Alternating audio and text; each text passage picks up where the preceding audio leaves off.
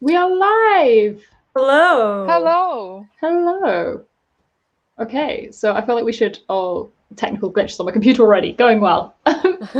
So, for anyone who doesn't know, just in case anyone is joining who doesn't know, the book we will be discussing today is The Bone Shard Daughter by Andrea Stewart. Computer already. I don't have my copy here, So, but for yeah. anyone who doesn't know, being organized, actually got mine for once. Yeah, I feel like we should start as we always do with just sort of going around completely non-spoilery with vaguely what we thought and sort of star rating. So who wants to start? You can start. I guess we'll start. So I'm Cecilia from Cecilia Reads, and my rating is still out. I'm thinking between like a 3 and a 3.5. I got thoughts, but that's where I'm thinking so far. I know it's not a 4, but I know it's not a 2.5, so it's kind of in that between range. Yeah, I'm the exact same. I think settled on 3.5, but yeah, I basically 150 pages I enjoyed, 150 pages I didn't, and then 100 that was okay. It's sort of where I'm at. So it's just like a 4-star start, a 2.5 middle, and a 3 and a bit end. So Oh wow, 3.5. It's where we've ended up. that makes sense. Oh, it's me. Yeah. I just realized that I can't check my copy for the names now. I've forgotten the names of all the characters. But yeah, I give it like a 3, but it could have been a 3.5. So I feel like we're all pretty similar. There were parts I absolutely loved and enjoyed. I was like, oh my god. And there were parts that I was like, felt nothing.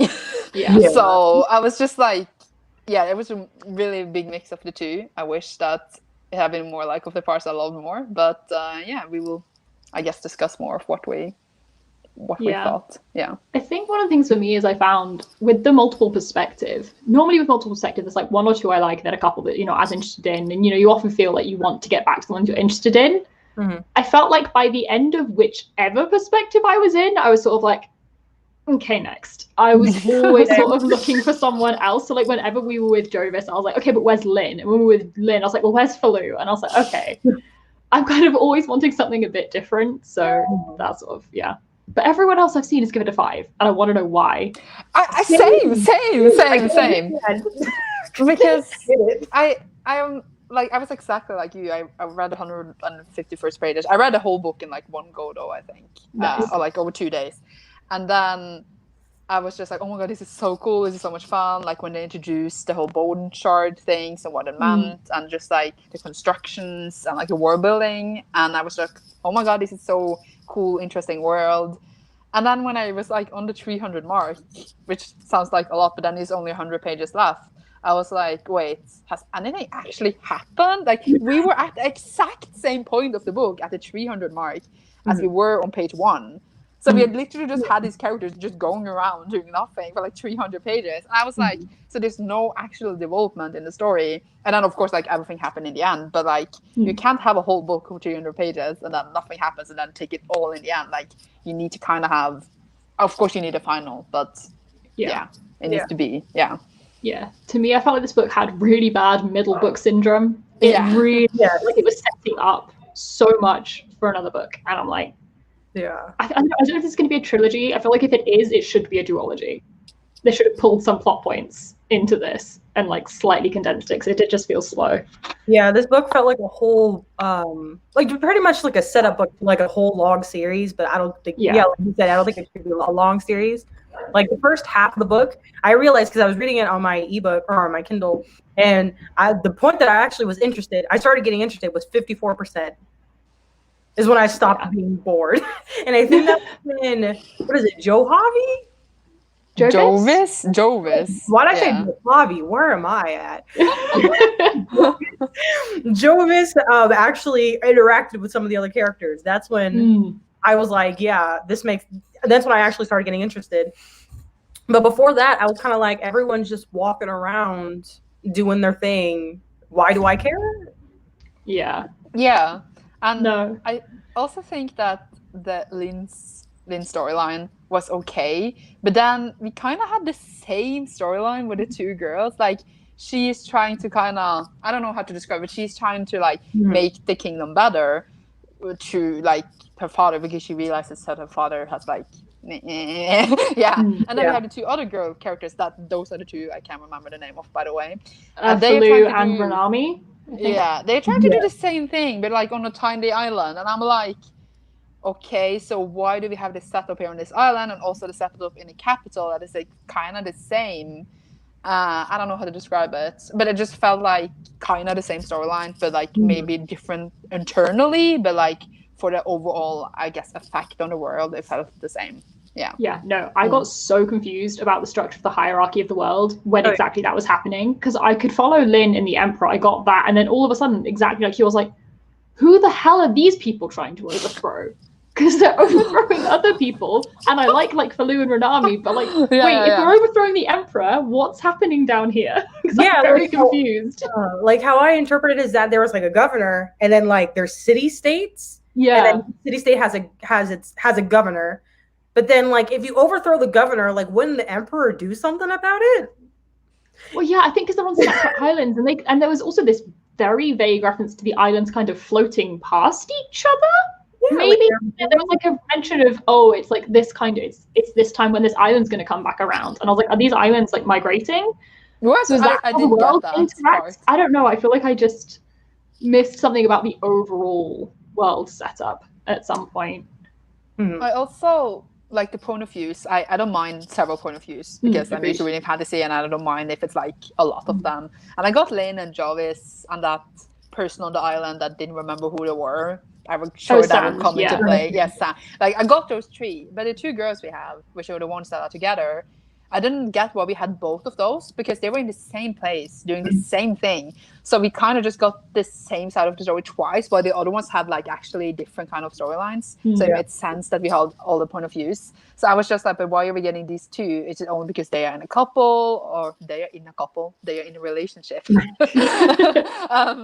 I guess maybe it might make more sense. For example, in the sequel, they might get separated or something. But like as the setup was in the first book, it just felt like, I don't know how to describe it, like a bit wasted pages. That sounded really rude, but yeah. I found that confusing at the beginning as well, because we'd read, I think, Falu first, and I do look at like what the heading says, but more than anything, I get the context of who you're in by like who's mentioned in the chapter. And so then when we went into Ranami's chapter, like 10 pages later, all the same characters were mentioned, but suddenly they all knew what was going on. I was like, I'm so lost. It's because we'd switched to the other side of like this small mystery, and I was just like, I did not pick up on the fact that, because again, like I did not expect to get two perspectives from basically the same place. It was an interesting choice. I mean, they were definitely really different internally, like her being really privileged and and the other one being like, but I live like this, all that shit. So I got that, like I got that internal journey, but I also feel like if, for example, they had gotten separated, for example, in the second book, then she could have introduced one of them as a point of view. But right now, as they were, I don't think it was kind of needed, since like their whole storyline in this book was basically the one of the characters realizing that she was privileged. That was like her whole journey. And I was just like, privileged. Cool. Doesn't do anything about it. That was like her whole character in this book, kind of. And I was just like, oh, okay, that was nice. We needed a whole point of view for that. True. I will say the one character we have not mentioned yet, who is my favorite character in the whole book, is Mephi, who is just it has my heart and soul. I love him so much. I don't know why, but I imagine Mephi as looking like a bearded dragon. I don't know why, but like I feel like, and then for some reason I was like, oh, he's so cute. Like I was like, I'll show you this. I'll get up my phone. Is it like, where is it? The Goldsboro edition came with artwork of Mephi. Oh, so he kind of looks like a otter, like an ottery kind of thing. Yeah. Okay, so my bearded dragon was completely wrong. Because I don't know why I was like bearded dragon. So it looks like a big like mink thing. I don't know if mink is actually the word for that. Yeah, English. Yeah. Sorry, I was looking at the chat if someone said something. That's why I'm like turning my head. I'll get to the comments in a minute. But yeah, no, I I loved Mephi so much. It was so interesting. And I loved how much it humanized Jovis. I think I've said this, I can't remember where, but I'm like such a sucker for the really reluctant, grumpy guy gets saddled with either a pet or young child and has to put up with it. It's my favorite trope. So the second Mephi appeared and like he threw him back in the water and then got him back out, I was like, oh yeah, you've got him now. You're stuck. And like him learning to speak, it was just so adorable. I love Mephi. I did enjoy Jarvis as a character. I did. I have questions about Lynn, which we can take in the spoiler section. No, I really enjoyed Jovis. I think in the end, Jovis was probably my favorite. I quite liked it. He wasn't even necessarily morally grey, but he just couldn't decide whether to work for the greater good or for himself. He just couldn't weigh it up. Jarvis were very much reminding me of Han Solo, like one other than just a smuggler, but of course where he's like morally grey and he's trying to figure out like, oh, do I help the greater good? Do I help himself? Exactly what Han Solo goes through in like the first couple movies. So I was kind of like, for some reason, I was like, I just imagined that he looked exactly like Han Solo, which I was like, all right, yes. That's literally like getting me through the book. Added bonus for sure. But then I read a part that he was 20. I'm like, you're 20? Wait a minute. Wait, he is 20? Yeah, I thought he was like because he said that the beginning of this rating season started when he was 13, and then and then it had been 7 years since then. So he was 20, and he said another point that he was pretty young, but the person. Wait, he's definitely older than 20 because his wife's been missing for 7 years. No, I didn't think he said 7 years. Yeah. Yeah, I think it was 7 years. Wow. Well, he did say at one point that he was young, so he's definitely younger than 25. I could say. You think so? When did he get married? I would have said he was about 30. Does anyone in the comments know? Old is John? If anyone in the comments knows, please tell us. Hello, why didn't my computer turn off though? That's the question. Also, people are agreeing with the Han Solo comparison. Yes. It's really spot on that. It's kind of what else are people saying?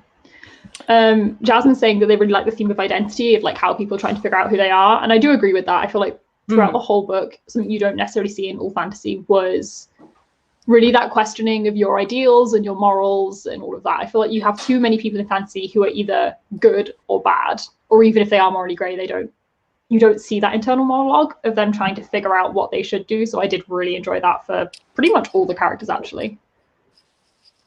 Yeah, I agree.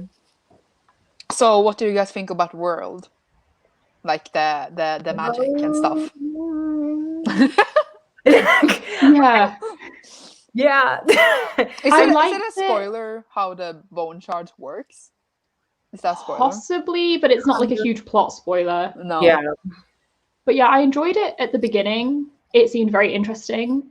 But then I feel like as soon as you knew how the shards were used and the impact that could have on people, I won't go into too much detail in case it's a spoiler, I feel like it lost its interest quite quickly. I feel like it didn't get developed further when you learned more about how the magic worked. It just didn't get much more interesting, which was a shame.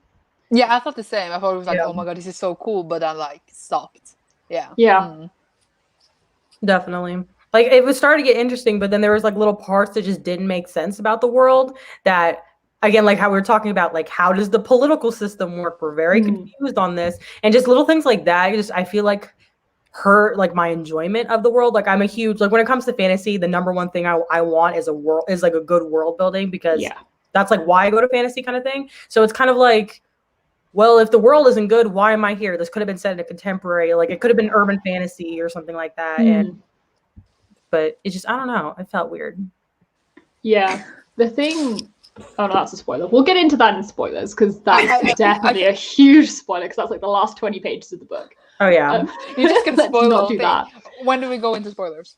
Maybe give it like a couple more minutes and then that sounds good. We can just get properly into it. But I'm trying to think what else to say. It was, I feel like there were certain characters as well that were like pushed to the side throughout the book and then became very prominent very suddenly. So like the one that reminds me is Geo, the head of the Shardless Few. Like he's not seen as that important because you're very much following Falu and Ranami as like the people leading that rebellion. And then right at the end, he's so key. And I was just, it seemed to kind of come out of nowhere, and we don't get their perspective and we don't really see much of him, and it just seemed a bit off, I guess. Sorry, I'm trying to get a dog to come to me, but she doesn't want to. Sorry. We always welcome dogs.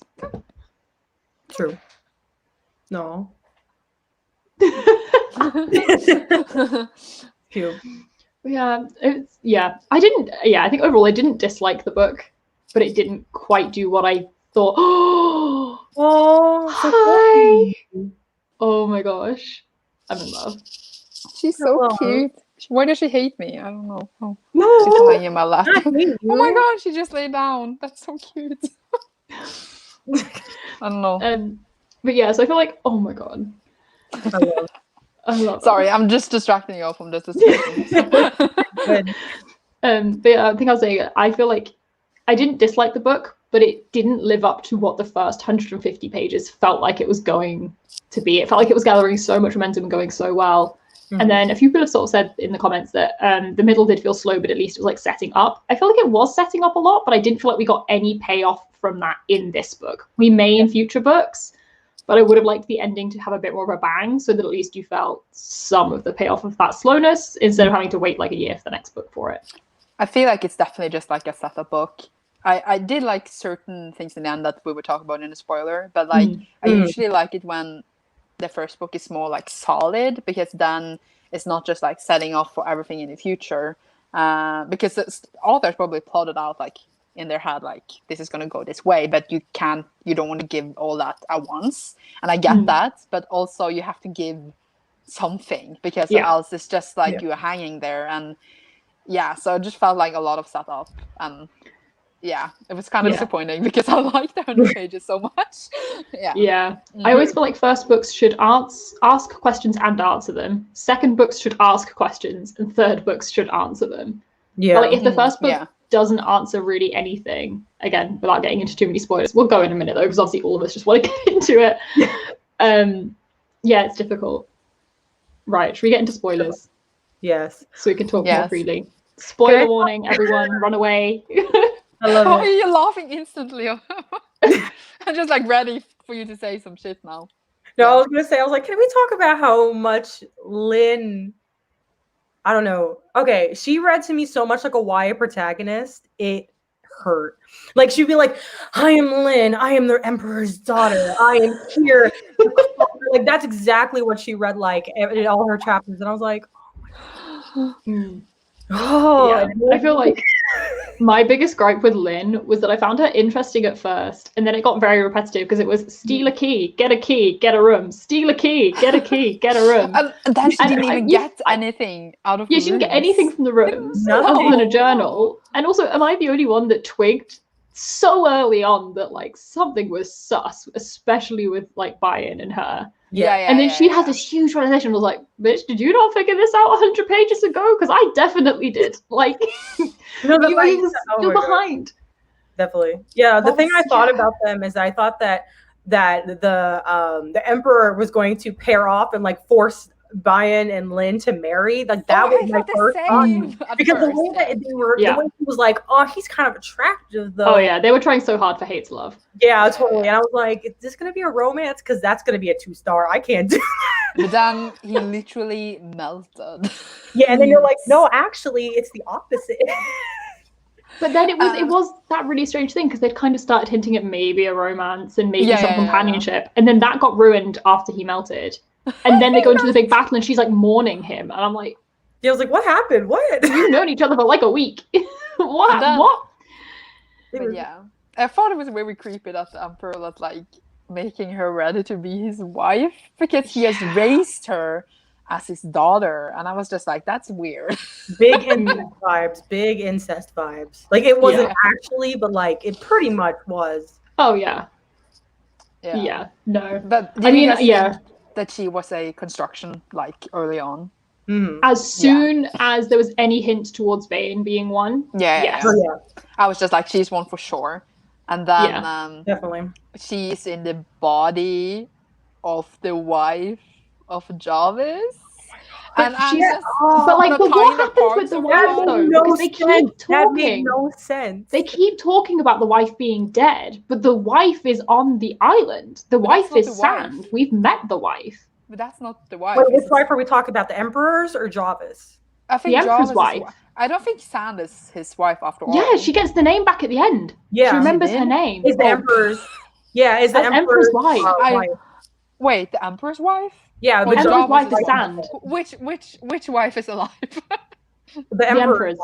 Oh, Jarvis' wife has been dead for a while. Oh, yeah. Well, we yeah, think. Yeah. What do you think? Yeah. I swear. Yeah, but Jarvis' wife is now Lynn. Which made no sense. I don't. Why? I think he used the bodies and then like Yeah. her body. Yeah, that's what I think. Yeah, I and still then he also had like a now I forgot the pet's name. Murphy. Murphy. Murphy, you're close. He had a pet in like a tank.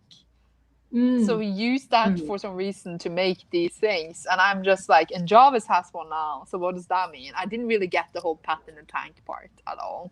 I was just like, what's going on? I couldn't imagine it in my head. Yeah, So, I got a bit lost with the whole tank at the end because it was like the Same. Emperor's body being in it, and I was like, what?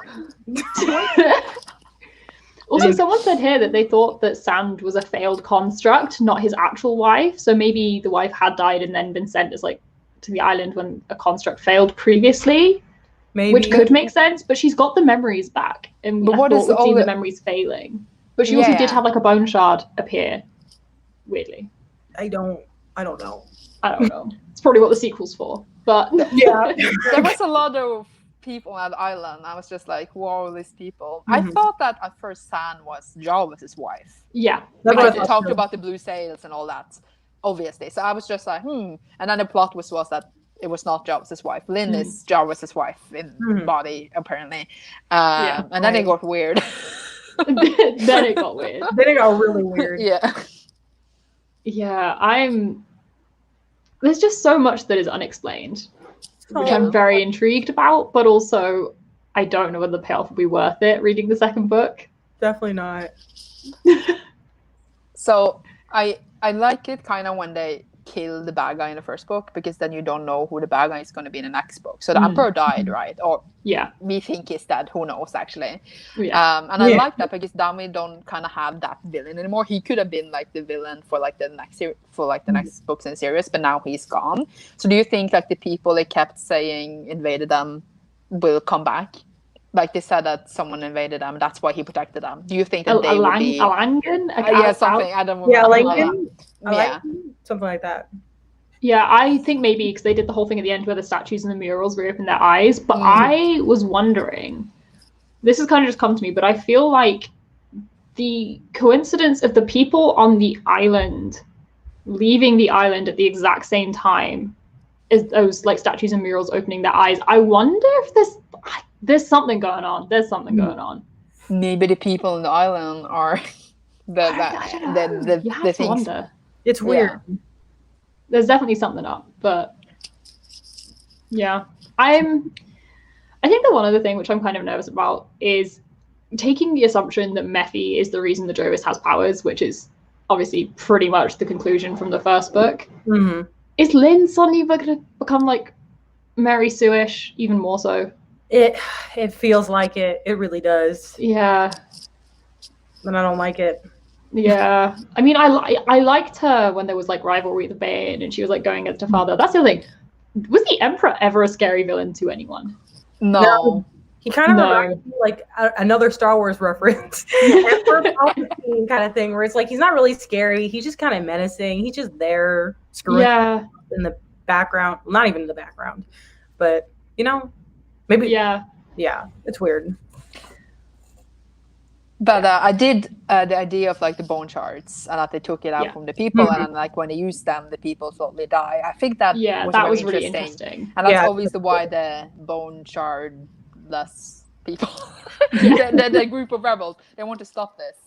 But now Lynn is emperor, so is she gonna like stop using constructs, or will she continue, or will she become? Yeah. You're 1 minute. Oh my god. Panic in my A dog just been let into my room and is trying to knock over the ring lights. Oh no. Okay, get the dog out of What the is room. the panic in your face? You're just like, oh no. I've got cameras and ring lights set up. I was like, a dog is not a good idea right now. What was I saying? Yeah, I said that like would Lynn kind of be the new villain then, since like she will continue using constructs or something. I don't know. It gave me the vibe in the book that she didn't feel bad for using them, at least because like she'll just use it willy-nilly and she would just not think like, oh yeah, these were bone shards. Like she just wouldn't like. She didn't tell. I don't remember the guy's name. The guy who made the keys. Like the fact that she didn't tell him, not because she felt bad that like his life force was being used, but because I'm just gonna get in trouble from my dad. You know, like that's what she cared about, not that this guy is potentially going to die. Yeah. So it's kind of like I just got the vibe she didn't really even care about that. So I feel like she will continue to abuse the bone shards like that and using the constructs. Just maybe probably not in the same way as the Emperor, but she's still going to do it. Yeah. No, I feel like she's one of the few characters who they tried to make morally grey and didn't really succeed with, because she tried to like question, should I use them? Is it too dangerous? But then she just, as you said, she just kind of did it anyway. Yeah. And then like I get that after she was using shards that had already been in a construct and was just like editing them, but also still doing it. She added new ones too, didn't she? So she did use new ones. So that means she killed more people, kind of, because they die when they use them. Yeah. So, but I have like a feeling that like that's my prediction, is that she will continue using constructs, and then Jarvis will see this and he will be like, we have to stop her, and then bone up with a boneless few and then try to, I don't know, take her down. And then like the people would start with an A would come and they were like, oh dang, we need her or something. Yeah. Or something like that. Something similar. I don't know. But I might be wrong. Also, this is just like a really small like I'm gonna say like phrasing thing. The shardless few, for some reason that always tripped me up, because I feel like if you're shard less, then you don't have the shard. And it always bugged me because I assumed they were the people who hadn't had their shard taken. But if you're shard less, then the shard is missing. And it always just slightly, I was like, you think it'd be like shard full, like full of shard? Not full of shard. I don't know. You know what I mean? But like, it was just a really slight little thing that I was just like, I know exactly what you mean, but also, does it work? But it doesn't matter. It just frustrated me a tiny bit. Oh yeah. Oh, and I have a question about, maybe this is just my reading comprehension, but did we get an explanation on why the island sank? No, it just sank. Because I was like, also, what was happening? I was just so like, confused. It just like, that felt like it was leading up to something, and then it didn't. Yeah, it just happened, and I was like, it's starting some stuff, but why did it happen? Yeah, that did feel like it was gonna, like, because they kept mentioning it, but that did feel like it was gonna come to something more, actually, didn't it? It just happened. Yeah. That was it. Like, maybe I think it was a hint towards like the people on A that they can't remember the name of, but it wasn't. It was just like, an island sank, and then the Emperor was just like, okay, let's eat dinner. Yeah, exactly. Like I thought that it might be like a kind of like shown that like maybe the islands are unstable, and maybe that's going to be like people are going to have to try to evacuate. But no, never talked about it again in the rest of the book. I was talking about a bit, and then it was just like, let's forget about it. I was like, what happened to the island? What? No, yeah, it's true. Actually, I remember when I first read that, I really thought, they're gonna have like almost a post-apocalyptic vibe at the same time, and then just nothing. You're like, okay, I guess. Also, on another completely different note, do you have like 1 billion editions of Starless Sea behind you, or am I just like imagining it? Like 7. Yes, I have 6 Night Circuses and 5 Starless Seas. Oh my. Yes. Very nice. That is indeed. It was a totally different note, but yeah. And then 3 Priories. Oh wow. I have 3 Once and Future Witches. Oh my god. This is my book collections bookshelf. So all the multiple editions live here. Well, not all of them, but all the important ones. I get it. I feel you hard on that. Yeah. No self-control. Same. That's awesome. Yeah. I don't really know what else to say. What do people think of, obviously he ended up being constructed, what do people think of like Bayan as a character? I know we didn't see that much of him, but I thought like something, Bayan, I don't know his name. I felt like he was going to be really interesting. Yeah, but then he melted, so I was just like, okay, bye. Well, What did you guys think of the Afro relationship? I don't like it. About really? That was full like That was very direct. Okay. Why didn't you like it? It's because when I read it is that I don't understand why they love each other, because every time we saw them, they were fighting. Like constantly, all they were doing was fighting about key like ideological differences. Because it felt like I understood why, what is it, filet? Not even filet. That was bad. Faloo. The way I read it, I'm like, Phyllis? I don't know.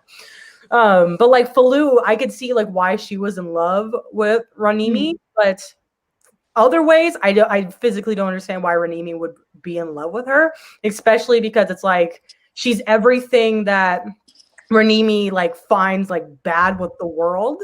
So you're like, why are you in love with her? And then it felt like the entire time that either Ranimi was using her to get into her power and being like, yeah, just help us overthrow your dad. It's just easy peasy lemon squeezy. And exactly how it felt. And like, yeah, I don't care about your feelings. Like, we're just gonna kill your dad. It's fine. And then or it also felt like and we're just gonna change literally everything about you, your entire thinking, your entire ideology into what I think. You know what I mean? So it just kind of was like, it felt a little manipulative, and I just didn't like it. You know what I mean? Like I just didn't understand it. It was also kind of like, if she didn't help her, they were gonna throw over her dad anyway. So it was just like, oh, well, then you will be thrown in the trash with him. So you're either with us or against us. So like, she didn't even have a choice in it, sort of. Yeah. But I also like, I'm all for like established relationships. I do like it when they're like already together. But here I feel like we would have benefited more from seeing them fall in love, because then we would have like the honeymoon stage, as I call it, when they're actually in love, and like then we would maybe cheer for them more. But now we were like thrown into like the aftermath of the honeymoon stage, and then we were already like in but what you're saying, Cecilia, about it seems like manipulative. Like even when they talk about how they did get together, it is that bit. It's not quite right. In the, what was it? Faloo was sort of sleeping around, going with whoever, fine, and then interested in Ranami, whatever her name is, and basically got held to a bit of an ultimatum of, you need to stop acting like that, or I'm not having anything to do with you. Which, like, I mean, it's completely her right to say that. But if you look at it, then that later she was sort of like, you get this or you get me. And it is just a bit, I didn't see it. And also I feel like everyone's saying this book's female. I don't know if it's just me. I know it's an ensemble cast, but to me, Jovis and Lynn were the main characters. I wouldn't have said that. I would say those two were very much like a little bit more off to the side. So it didn't feel as central as I would have liked, or as like much. Hopefully they would get more page in the next book, as I said, because I think there need to be a reason for both of their point of views. They have to be separated somehow, and then I don't know. That's what I'm thinking. So I think maybe they will be more potent, have a bigger role then. But like in the first book, they felt definitely, as you said, side characters. Especially, as I said earlier, that their plot is very like internal, very small, while Jarvis's plot and Lynn's plot is like really big and like really determining the fate of everything. While they are just like, oh, we're on this island and chilling. Also, this comment, by the way, I didn't have the book at 50%. Oh, yeah. Interesting that the dude melted. Yeah, exactly. Like, you wouldn't have thought it through the first 50%, but it's just like, yeah, he died. Ooh, incest. Ooh, like, just things happen. Yeah. Yes, and it was, the whole memory versus construct thing with all of that didn't quite work out. Nope. It just didn't. I was also kind of confused with the constructs when she was like hacking them, and then she was like rewriting them, and I was just like, that's gonna go to hell. What are you doing? You don't know what you're doing. And then it apparently worked, and I was like, oh, okay. Because she's the main character. Yeah. And Lynn, she's Lynn. She's the Emperor's daughter. She can do this. She's the Emperor's daughter. And she's the Emperor's daughter. She's a special snowflake. And and it falls down to, again, like we said, with the magic system, it just lost its momentum. That it didn't have any complexity. It was, you take this out, you change a word, you put it back in. I'm like, if that's as complex as it gets, like, I understand that there's some that are more complexly done than others, but it got really repetitive. I found it so repetitive when she was going through the like 4 main constructs, rewriting each one. Like, we did the first one, I was like, okay, it's interesting seeing the process and how she approached it. And then they were doing the second one, I was like, okay, we're seeing it again. Then the second they were starting the third, I was like, can we not just skip to, I've just done this. Like, do we need to see the same thing again? Because this has taken 150 pages. It would have been cooler if like there was something different with each process, for example, to see that the magic system was complex, but it was the same. So yeah, exactly. Yeah, the only complexity they tried to include in it was like, oh, it's like harder just instructions to get around on this one, and it was sort of like, okay. Like, yeah, true. I feel like every single thing you said is like, this was cool, but this was cool, but the execution. Yeah. I was going to say, someone on Renami and Flu saying, I'm all here for eating the rich, but the relationship wasn't healthy. Yeah. And this is sort of what we were saying earlier, the themes of identity and people trying to figure out who they were was interesting. And I agree, especially for Jovis. That was really, really interesting. I liked his sort of, I guess, what is the word? Development through the book. Yeah. I liked he was just like saving the kids, and he was like, oh, fine, I will do it. And then in the end, he decided to go to Lynn. And I am interested to see how Jovis and Lynn will interact, because he's there for like, first he was there for the one shard few, and then is he there for something else now? And then he saw that she's potentially his wife's body. I don't even know what's going on there. So I think that will definitely be interesting, but only interesting because Jarvis is interesting, not because Yeah. I feel like if this was just only Jobs' perspective, I feel like I would have liked it more, because I feel like a lot of that extra stuff, like Lynn being Lynn and the relationship being toxic and all that kind of stuff, I feel like, especially how we're all talking about Jobs was the most interesting character. Yeah. His plotline was the most interesting, that if it was just his book or his side and then we just got a little bit of extras like thrown in about the magic system in the world, I think it would have been really good. Like a lot or better than it is now. Yeah. No, I feel like, especially at the beginning, I was much more interested in Lynn than anyone else, but that was only really whilst we were trying to figure out kind of getting our bearings and learning the magic system. Like, as soon as we had that, I agree, her storyline became not overly interesting, and Joyce really, really took the forefront. And I just liked his interaction with everyone else, because even though he had like a really strong opinion of what he wanted to do, unlike say Renami, who was, you know, you do this or we're over, or Lynn, who'd be like, I don't care who I kill to get there. He always was just kind of quite blunt in that I'm going to do what I think is right and what needs to be done. But I also don't know what's right. He was the only one that actually seemed to think about what he was doing from the perspective of anyone outside himself, even though he was the only one going, I don't care about anyone else. And it's like, okay, keep telling yourself that, mate. Yeah. So, did you guys get shocked or sad when the Smiths family died? I was quite sad. I thought that was a shame. Yeah, I thought that was a shame.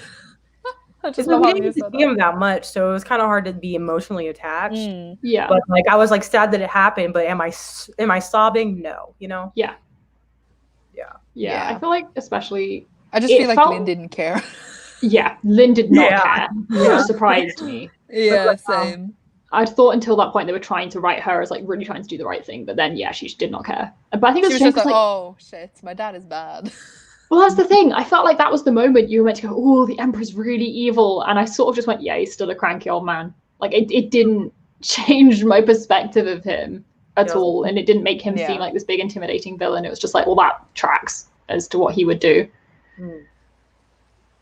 Yeah, and the keys, oh my god, I know we talked about them earlier. It was so annoying to when did they get these keys, and I was just like, now we're gonna find answers, what is going on?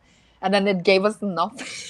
I know. She found a journal that didn't even matter. Yeah, and then when she was like so shocked that her dad knew what she was doing and had let her, and I was like, yeah, you're not subtle. You're stealing from him every day. He's like, I'm being so subtle. I'm like, you're in a public library. What are you talking about? In pure daylight, being loud. I don't know what you're doing. Yeah. No. I was going to say something else. I don't know what it was. It's gone. But yeah, what else to say? Will y'all read the sequel? Yes, because I always finish my series as I don't DNF. Oh my god. I could not. Why are you? Oh my god, so shy. But like, will I pick it up at once? I mean, probably. But like, will I read it at once? I don't know. It might be some years. It depends on my like TBR and stuff.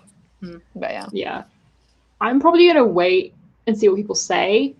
If people aren't enjoying it, I'm not gonna bother. If people 5-star it, again, I know they 5-starred this and I didn't love it, then I'll probably give it a go. I may sort of ask people like, does the plot actually develop? And then I'll give it a go. So I wouldn't be like rushing to pick it up. It's not like a really anticipated release, but I would be intrigued enough to see what happens like Jovis and Methy and how that's going to happen with Lynn to give it a go. Yeah. What about you, Cecilia? Yeah, about the same. I probably want to hear to see like, is the world going to get explained a little better, or is the plot going to happen, or just like who are we following? Because I swear, if we're following mostly Ranimi and I always screw up every time I say her Colleen, I don't know. Yeah, if we're mainly following them, I'm not even gonna bother. Like, so it's just like, as long as like I feel like the issues that I had with the first book are maybe discussed or fixed in the second book, then I'll give it a shot. Yeah, I feel like a lot of like first books can also be hard because I think, as I said earlier, that the author has a full picture in their head, but like as a readers, we only get what's in the on the page. So sometimes I read like sequels and it's like, everything just makes better sense because then we can see what the author was trying to do in the first book. And then I appreciate the first book more, but as only reading a first book, it's really hard to like know, as we said now, like how the show will go. So yeah. One thing I'm sad we didn't see more of in this book is definitely the strange people on the island, Sand and all that lot. I found their few scenes so interesting, and I assume, we assume it in some way plays into the memory machine and Lynn and all of that. And the way they were talking about the fog and like some people could stay out of it and some people were dropping back into it. Like it was only ever referenced because we only got about 6 or 7 scenes with them throughout the book. And I just wish there'd been a bit more of that because I thought it was really interesting. I also kind of wish we had seen more of their society on that island before it changed. Because there was just this whole thing about like, I haven't got enough mangoes. And I was like, I have no context for what you're on about. And now suddenly you're like, why would I care about mangoes? I was like, yeah, why would you care about mangoes? You've not told us. So it would have been good to have like one chapter explaining that before we dive straight in with them changing. Yeah, like at least like a prequel chapter or something. Yeah. Being like, yo, this what happened. And then we get into actual story. I totally forgot there was a memory machine. I think like all like in the end with the tank and the body and the machine, I was just like, I have no idea what is in this room. It was went so from bone much. shard magic to memory machines and tubes and creatures. It was like, what are you using? You're like, a Doc Brown had magic. All right, we're just gonna go with it. Like that's what it felt like. Yeah, like I'm sure it'll be explained, but also that's just really... one question, like a technical question. In the end, we have Lynn being in that room with a creature, right? And she was there, and then Java showed up. Did he enter the same room, or had she gone out? Because she was like in the corridor, I think. But how did he get into the corridor, or like right outside that room? I think he just walked into the castle. I think she was just like walking towards the entrance.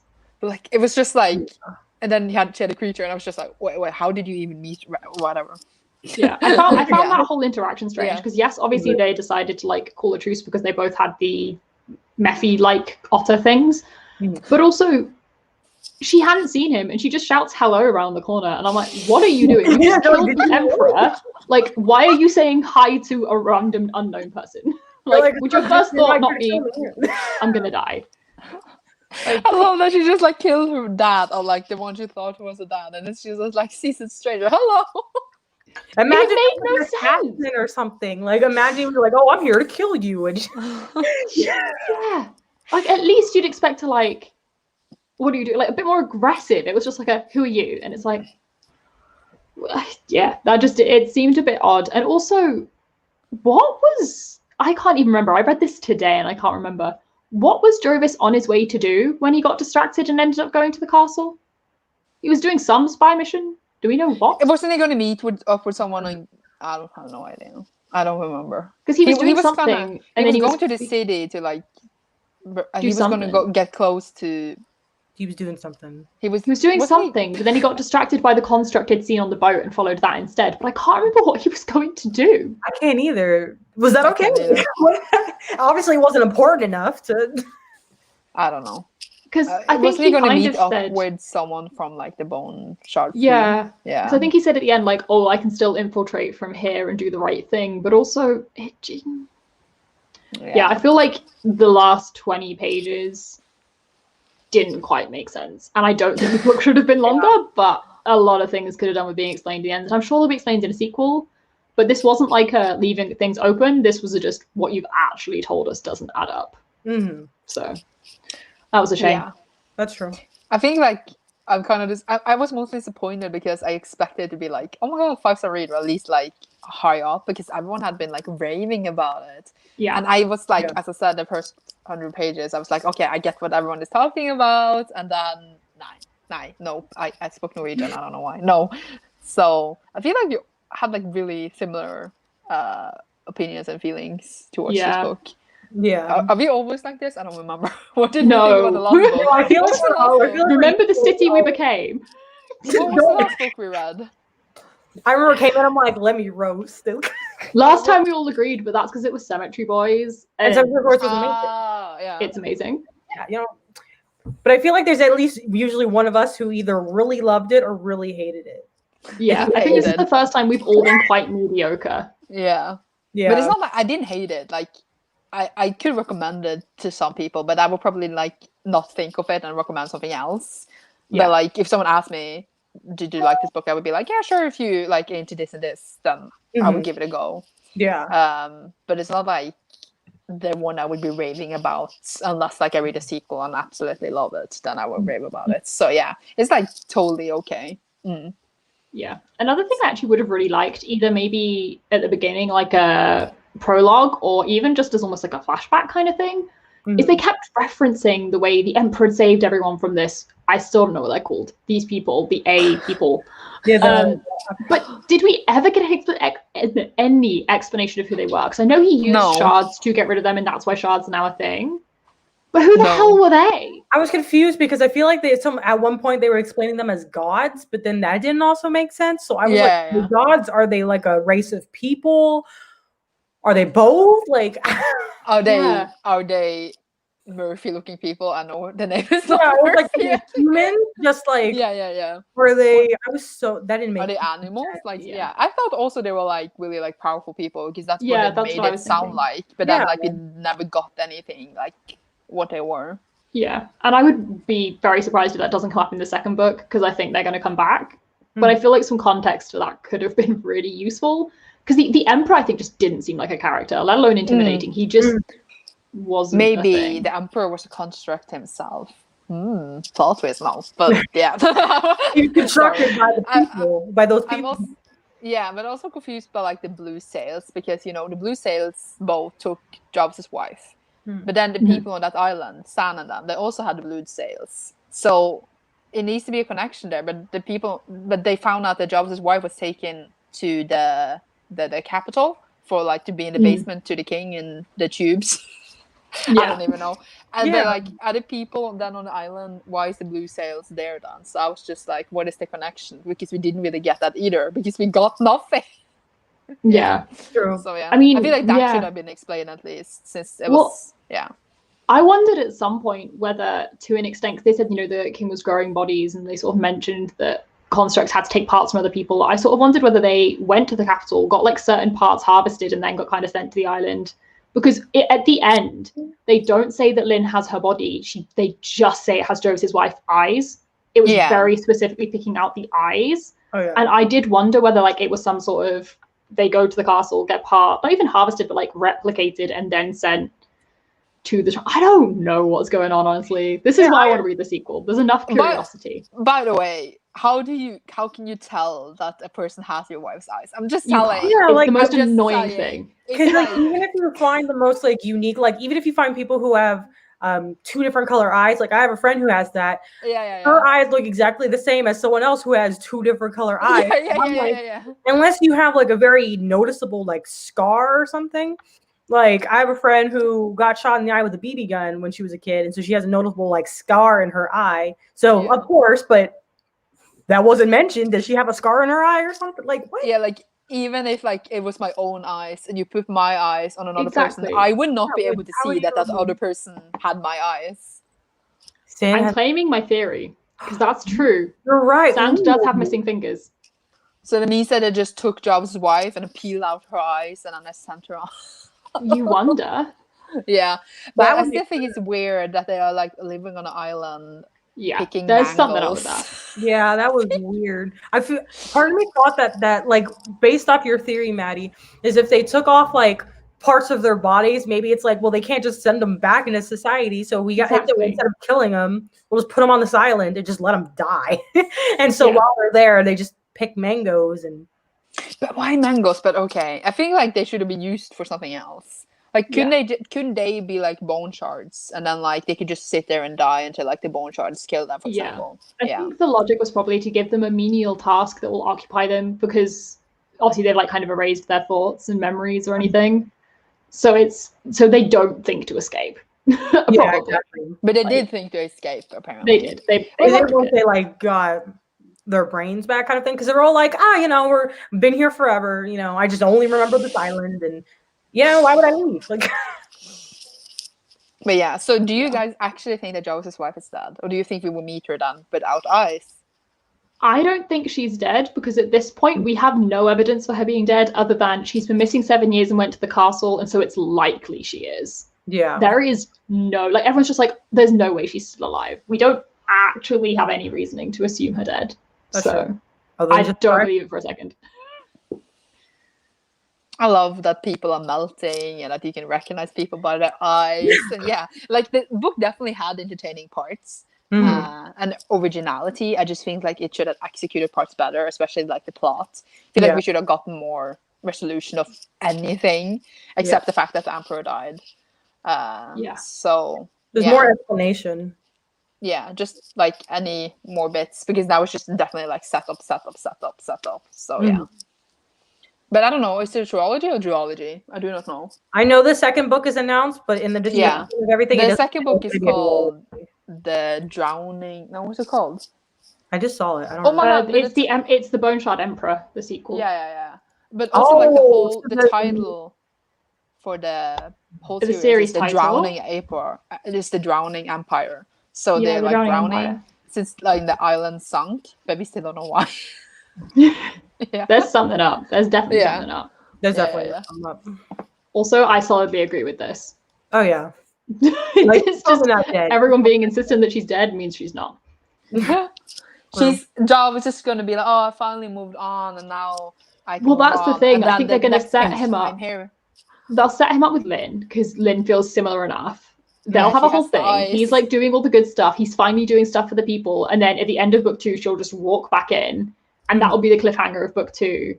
And it'll be like, he'll have this big moment of doubt of like, I should have kept looking for her. I betrayed her. And it was I think the cliffhanger of book 2 will be the A people coming back. Might be like, they have returned. I think that. Yeah. True. And the Emperor and her dealing with that. Especially with the title of the book, that seems very likely. But yeah. Also, I've just seen this. Feel free to join. We are well into spoilers, so don't blame us if you get spoiled. Well, we're very glad to have you, but just don't get spoiled before reading the book. They just like to hear everything and be like, and then read it for themselves. And they'd be like, read it if it sounded interesting or not. Yeah. But don't blame us. It's not our fault. Don't blame us. I will not be responsible. Exactly. But yeah, do we wanna? Do we have more? Do we want to recommend the recent queer read? I don't think I have any. So what I read. I have one. I forgot about that. I do not know what I've read recently. I'm gonna check. Not a lot of anything, I think, is the conclusion. Me. I'm reading one right now, and I don't think I've talked about it. In these, I swear I always forget what I've talked about in these. But I'm reading Plain Bad Heroines by Emily Heroines.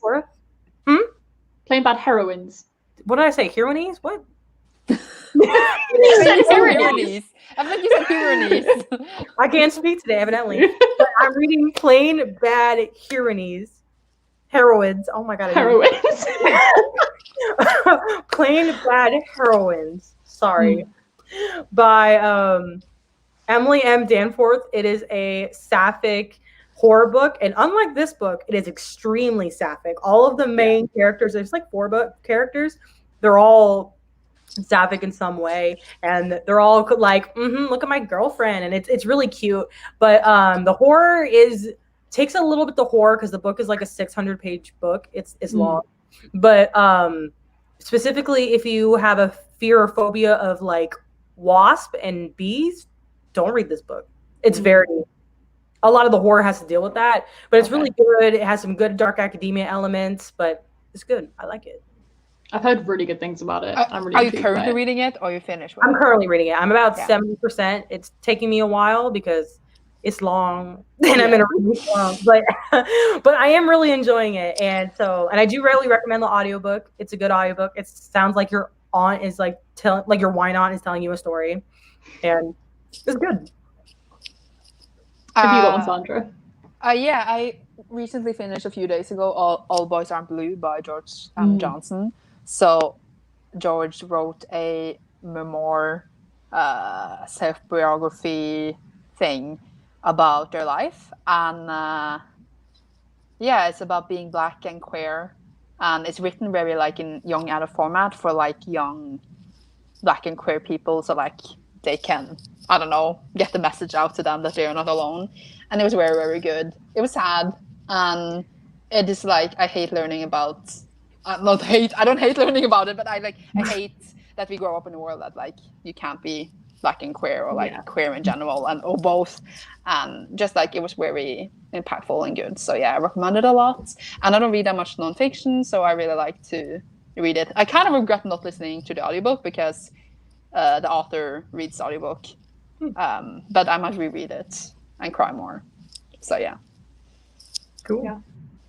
I don't really have one because I literally read like 4 books last month, and apparently none of them are queer. So that's very underwhelming. Oh wait, no, actually no. Okay, I did read one. I didn't love it. I read Written in the Stars by Alexandria Bellafleur, which is a female romance, like Christmas-ish romance. It's good fun. It's technically a Pride and Prejudice retelling, which I did not know when I read it and felt very stupid about, because the main character is called Elizabeth and Darcy, and I did not twig at all. I just went with it.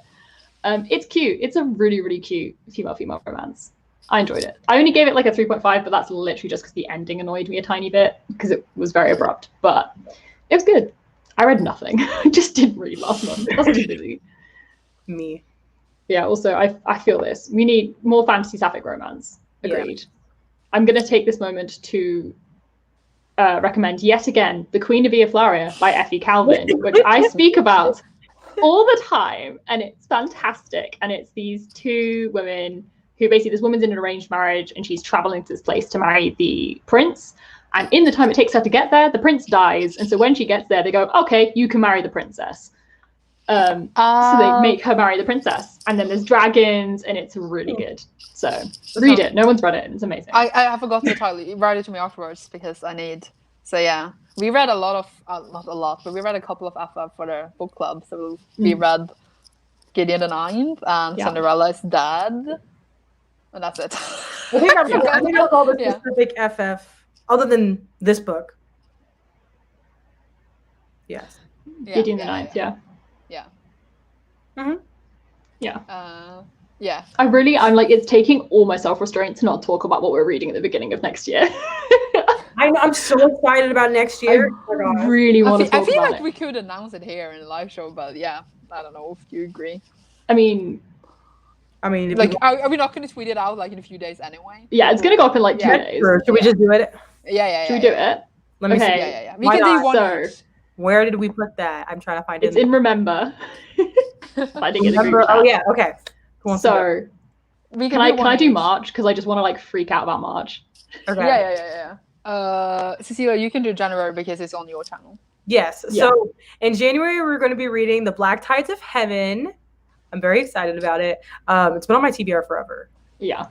I'm so exciting. But I'm trying to remember specifically what it's about. I believe it's an Asian fantasy. I think so. Or Asian-inspired fantasy. And who's the author?